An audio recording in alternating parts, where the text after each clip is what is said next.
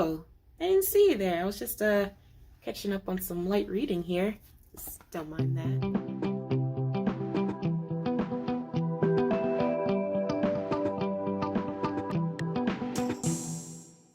So, have you ever scrolled through Pinterest and noticed those really cute fairy core mirrors and thought to yourself, well, those are really cute. I like the aesthetic. I want to, try it for myself. Well, lucky for you, I already did it and made all the mistakes, so you don't have to.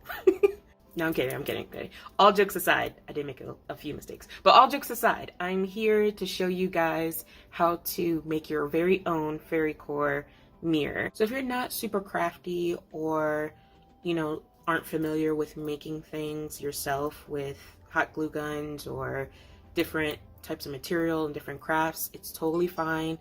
This is actually a good DIY starter for people who want to start making their own crafts and do little designs around the house.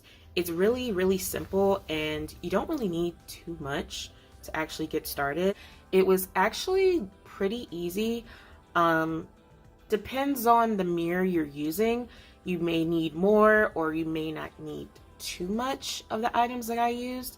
I kind of bought way too much. Like I still have a lot of plants and a good amount of moss that I bought, but it really just depends. And who knows, someone else might see your mirror and want to try it too, and you could just share what you have with them, and so on and so forth. A couple of things you'll need is a mirror. You can pick any size mirror you like depending on where it's going to be at. It can be a full mirror, it can be a small mirror that's hanging up on your wall, so it really depends on you.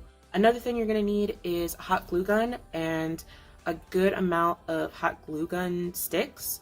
For my mirror is a full body kind of like long mirror, and so I actually bought a 10 pack, no, it wasn't a 10 pack, it was a 15 pack of glue sticks.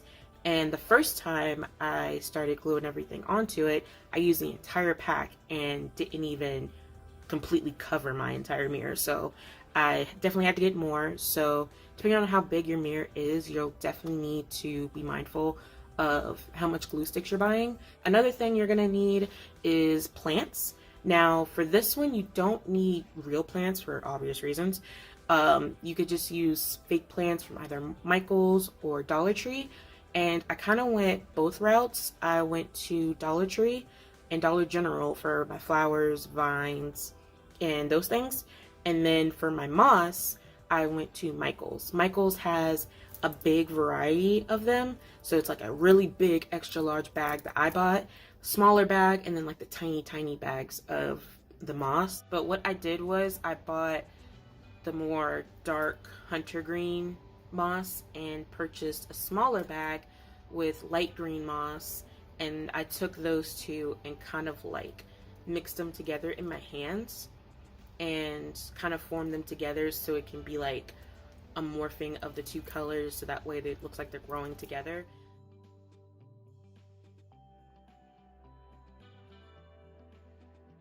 Finally, and this is optional, decorations, i.e.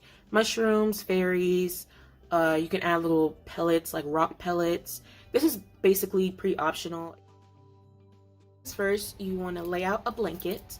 If you have hardwood floor, you can do this too if you don't want moss or extra fabric and stuff getting all over the place.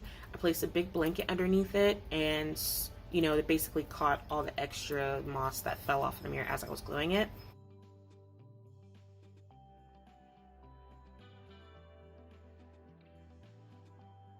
A great tip is to cover your mirror before you start gluing anything on it, just so that extra glue like strings don't fall on the mirror. Even though when that happened to me, it was easy to like pick it off, but just to be on the safe side so you don't ruin your mirror and it's not super hard to clean off afterward. Another thing is to be mindful of the hot glue. I know it's pretty obvious, but hot glue guns are hot and they burn. So, got the glue stuck on my nails, like on the top of my nails and underneath my nail. And I actually burned myself a couple of times like on my fingertips when I was trying to glue the moss together, so that way it can be like a formed ball and I can glue it up there. So definitely please be careful with that. If you want to work in like small amounts, that's perfectly fine. I sort of like rush through it, so I did like little squiggles, and you'll see in the video I did little squiggles on my mirror and just glued it up there and pressed down as hard as I could. And the spots that didn't have the glue on it, I just stuck my glue gun underneath and just, you know, added more and patted down.